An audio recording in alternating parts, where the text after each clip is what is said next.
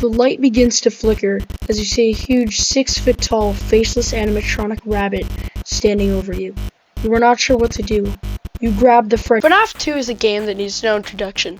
Some love it, some hate it, and on a surface level, it is a simple but challenging game. But the second you dig into the lore, it gets complicated. The main reason for this is the Withered animatronics. Yes, the slightly cooler, edgier versions of the FNAF 1 animatronics. Looking at you, Withered Bonnie. With the main question being, what are they and why are they so cool? We know close to nothing about them except for the info that they are, quote, just so ugly. Was it even coming to the point of their destruction? To an extent, yeah. For some reason, they still have the random destroyed animatronics just laying down in parts and service. On night 2, Phone Guy explains they tried to retrofit them with the new technology. But instead, because they look like your average League of Legends player after not showering for 2 weeks, they gave up. So if that's why they are here, then what are they and where did they come from?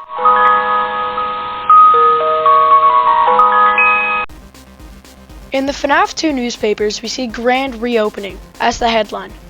Underline grand reopening, meaning it is a new Freddy's, not Fredbear's, Freddy's, implying there was a Freddy's before FNAF 2.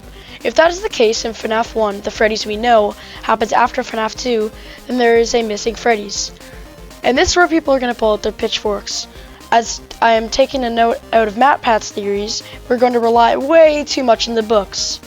If you have not read the infamous Silver Eyes novel, the first FNAF book, you would not know that the MCI missing children's incident was confirmed to take place in the year, drumroll please, 1985, yay, he said the thing that's almost FNAF common knowledge at this point.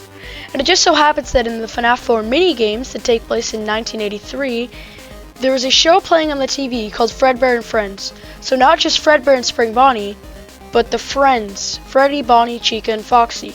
But at this point, Freddy's gang did not exist.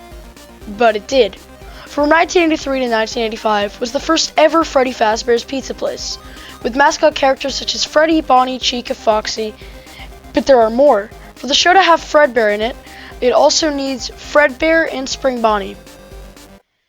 This, in a way, solves the FNAF 2 Golden Freddy, as it always looked different from Fredbear, who we know from the Nightmare Fredbear design. He has a huge jaw and an overall bigger size. So let's jump back to FNAF 4, trust me, it's important. After the bite of 87? No, Mark, the bite of 83, Fredbear shut down within a day, but William's beloved character Spring Bonnie, the character he made all by himself, would have gone to waste. So for the first couple of years of the new Freddy's, it would also accommodate a yellow bear and a yellow bunny, Spring Bonnie and Fredbear, with the two characters being removed from Freddy shortly after the opening. This is where I believe the Withered animatronics come into play, as the original band from 1985 with the Withereds at their prime. Then, William had a crash out and went stab stab and oh no, 5 kids died. I wonder who did it. Then the pizzeria shut down.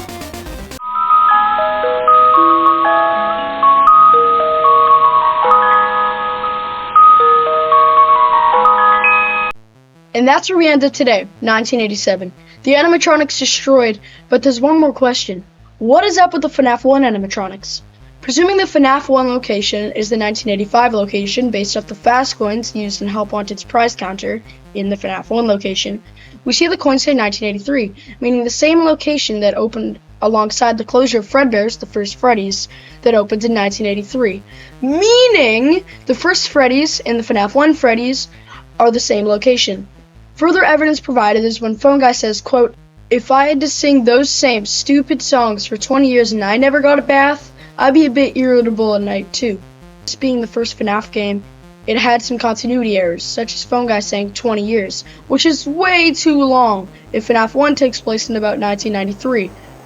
So of course Phone Guy was over-exaggerating, but it means that Freddy's has existed for longer than most of you watching, 10 years old.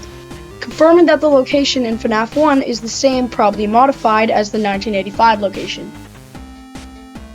Now, I can hear you saying, but why do the animatronics look different? Well, young viewer, that is because they are. If the FNAF 2 Withereds are all broken, they have to be different from the fresh FNAF 1 animatronics. It is safe to presume that the broke William Afton would have had to not only make money, but find a better way to hide the rotting corpses, of the dead children. So I'm guessing around 1988, he reopened the location for a bit to make a buck or two and rebuild the animatronics, leading to the FNAF 1 animatronics. But not so long after, the rotting corpse had started to smell like your average has-been hotel fan, and the location closed. Then FNAF 1 takes place, and Mr. William Appleton decides, let's go destroy the animatronics. He does that, and gets bullied into a corner by a couple of dead kids, then dresses up as your most recent search on Google, furries. Then water touched his suit or something, and he got spring locked. Pizza, pizza, pizza, pizza, pizza, pizza, pizza.